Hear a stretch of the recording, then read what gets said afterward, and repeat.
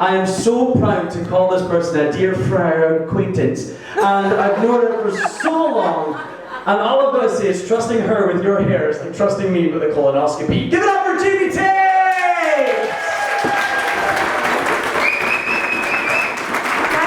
Thank you, Grant, thank you.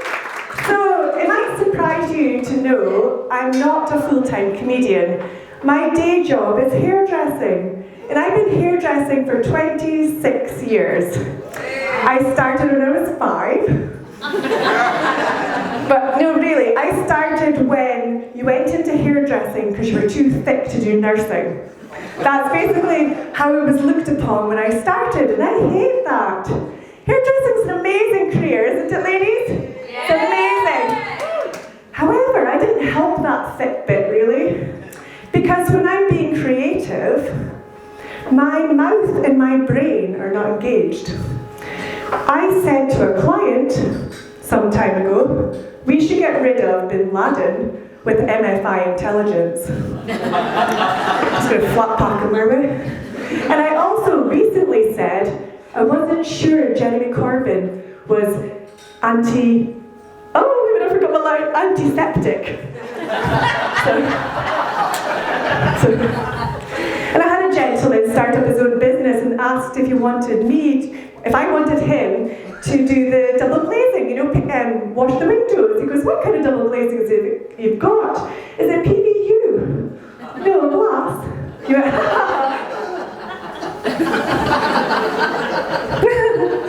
So yeah, I haven't helped that thick shit thing that hairdressers get. And it's purely because my mind is on the hair, but my mouth is doing something different. Now, it's not just me that sort of says stupid things. Clients do too, and we're going to have a bit of that later. Now, I have a few clients in the audience, and I would just like to assure you, none of these are current. I'm going to do them for my next show, okay? So I've been hairdressing a long time, and I love it. I do love it, but it's really bad for your health. I've got varicose veins. My legs look like a street map, right? I've got one really strong arm. Look at that. I can go over the top. Right? I've got one really strong arm, and one that waves to my clients in the window, in the mirror. Hello, look at me. And it's because I lift a hairdryer all the time. And it's bad for your health. And I never have lunch. I generally have a coffee and chocolate for lunch. And if I do ever sit down to lunch, I will sit down, doesn't touch the sides. It creates really bad digestion. Now, I'm going to have to ask for one of my lovely assistants to come along with my props. I have an array of props for you. So I need the seat, thank you. I need my table, or at least my hairdryer. What do you need? Oh, yeah. The little black bag, darling. Thank you, stick it down, lovely. Here, there? I don't care. Anyway, thank you. Give Grant a round of applause, please. He's like a lovely junior, isn't he? And the problem is with having bad digestion when you're working, you gotta fart, don't you, really? And every hairdresser will tell you that they do fart while doing hair. But we have a trick, ladies and gentlemen. We stick our dryer on, put it under our arm, and blow that bad boy in the way of your fellow colleague. Or we go, sorry, there's a perm in. That's our other one. So that's what we do. And the hairdressers over here are laughing louder than anybody else. So that tells you that it's true. Right? And we don't need to fart away when we're doing your hair. It's just, this shit happens. Or it doesn't happen. That's the problem. So yeah, it's really bad for our health. We're wheezy, we're veiny, we're everything, but we do it because we love it. And I love hairdressing, I really do. But some of my clients of the past concern me. I have got a few little cards that I'm going to get my fellow comedians to read out. Now, Grant is going to do the boy cards, and Violet is going to do the lady cards. Now, what I'm going to give you is my response that I would have liked to have said. Right? And, oh, I still got them, haven't I? Sorry. I'm not even drinking tonight. I think I need a round of applause for that. I could do... Pardon? You alright, love? You alright, Nikki? She farted it, masked it by shouting. Fart! So these are genuine statements I have heard from clients, and I'm not lying. Right, here we go. If I bring my own clippers, is it cheaper? Wow. Is it fuck? Isn't it correct that men are better hairdressers? I actually did reply to this because I was a bit younger and gobbier. I said, oh my gosh, yes, you're absolutely right. And have you seen the lovely way that they drive?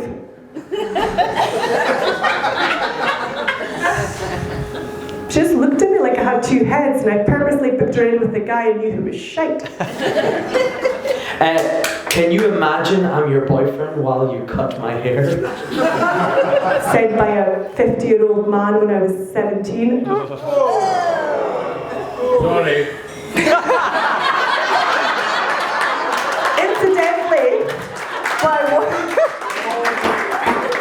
I wanted to say was, my boyfriend doesn't have male pattern baldness. Why does my colour fade at the roots once a month? It grows, you moron. Right. Do you shave pubes? I don't deal with my own love, so yours isn't getting a look in. I just got a mulberry bag. So can I get my hair cheaper? Can you fuck? No, you didn't get this. Did you? Oh my god. Do you mind if I wank while you cut my hair? Sorry. No. I said, Alan, I did it this morning. There's a toy here. You are insatiable. And plus, it'll make a mess of my gown. So there we go, there's some. Oh no, there's one more. You just finished too early, Grant. Wow. It's actually related. Can you put semen on my hair? No. It's serum, love. Serum. So, thank you. I need you though. I've got another story. So please have a seat, gentlemen. Thank you. So, sir, how are you doing? What are we doing today? Sorry, Stuart. There we go. Do you want me to accent that? No. We're not quite there yet. I have props. Could you hold my mic? Yes, I can.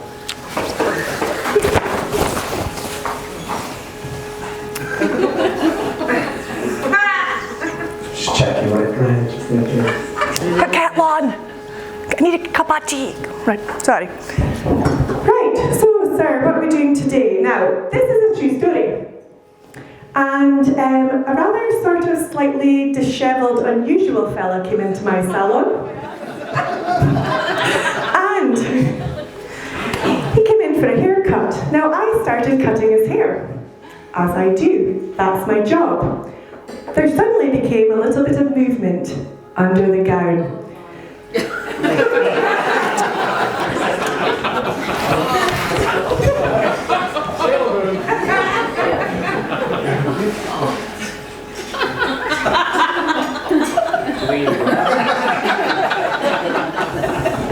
You dirty bastard!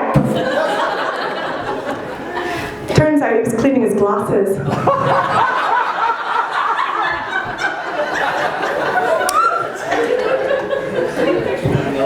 He's fine. It's a misunderstanding. He's fine. Maybe go ahead in 4 weeks. Thank you.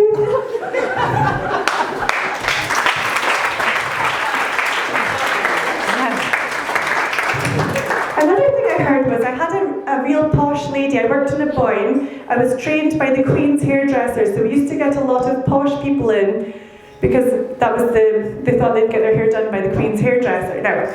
But they got me. And I was doing this lady's hair and she went, oh dear, can I have some mouse on my hair? I was like, it's called mousse. And she's like, oh, maybe in your language, darling, but we call it mouse down south of the border. Nobody fucking calls it mouse. Could you imagine? Like, we get a wee rodent and stick it on her head, she'd be whoosh, you know? So we started calling it mouse to her, which we thought was hilarious. So that was good as well. Now, this is my Completely 110% true. My husband loves that. 110% true. You can only get 100%. Story. And I am not making up a single ounce of this. It's not even I'm tangled up in my bloody hair dryer. I'm not even exaggerating this.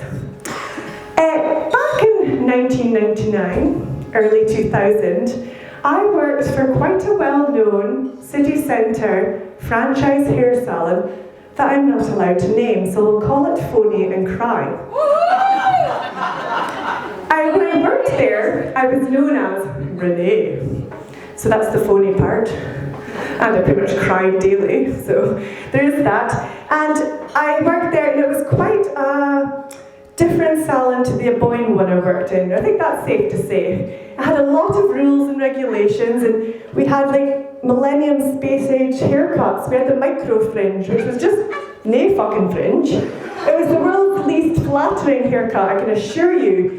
And so I worked at Tony & Guy, and I really was a fish out of water. I came from Turfins, and I was quite naive, I'm not going to lie. But I was a bit of a flirt. I mean, I hide it well, but I was a flirt. That was louder than it needed to be, Nikki. I worked with Nikki at this actual time, and she can vouch for this story as well. So I had a gent in my chair, and I was chatting away, cutting his hair. And we used to do a lot of creative shit with razors. And he said to me, and I thought he was just chatting me up, I was baking today. I said, were you? That's nice. Because Jamie Oliver had just burst onto the scene, so everybody was cooking. This was not unusual. You like that, don't you, love? He did burst onto the scene. Anyway, so Jamie Oliver burst onto the scene, we were all cooking. So he says, yeah, I was baking today. I made brownies. I like a brownie. What chocolate did you use? It's 100% adorable, because I yap a lot. I goes, I think you should take me some in. I've got a sweet tooth. He says, I'll take you some in, but you better not eat them all at once. Fat shaming, that's not nice. So he did. After his haircut, he dashed away and he came back with a Tupperware box with 2 massive brownies in it. They were humongous, I'm not going to lie. And it was my fat days, so I ate them both for my lunch. Fuck knows what was in them. I was hallucinating. I was hallucinating. I was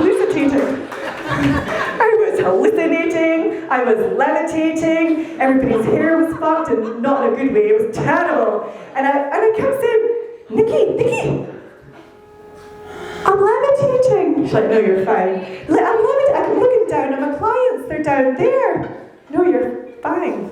And then there was this it was very minimalist salon because everything had to be the Tony Guy way. I'm not saying it was like a cult, but I'm pretty sure Scientology got their ideas from them.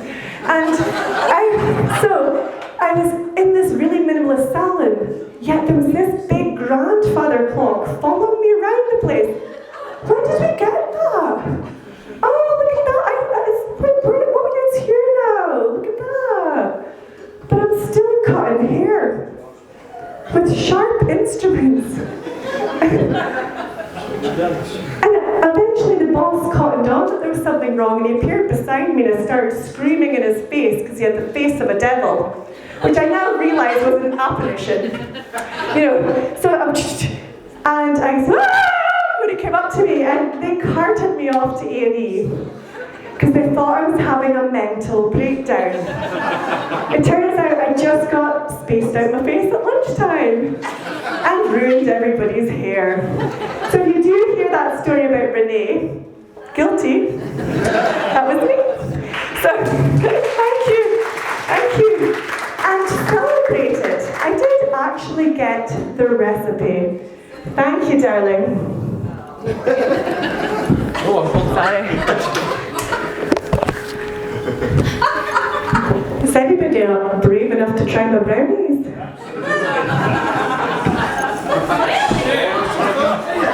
Well, this comedy night took a turn. Pass them down. Sherry must be caring. I can't. the dogs when there's fireworks. I have to come and get them. I'll leave them on the table. I think if you eat one now, he'll come closer to you before you know it. Oh.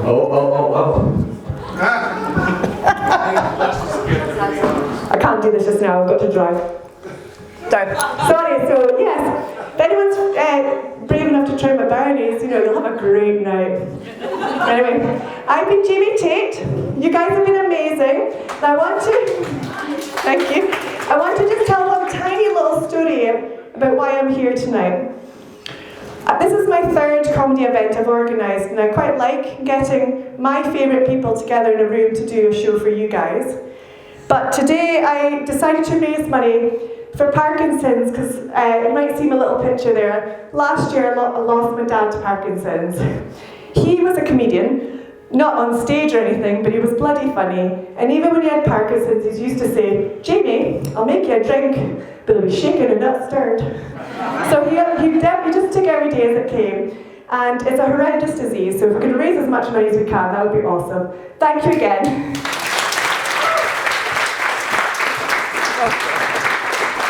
And the brownies are not spiked. It's just Betty Crocker. Come on, the mum's in the room. Ladies and gentlemen, oh my God. Oh, sorry. Ladies and gentlemen, give it up one more time for Jamie Tait! Thank you very much, guys. Stick around. I don't know how to talk to you tonight. Thank you.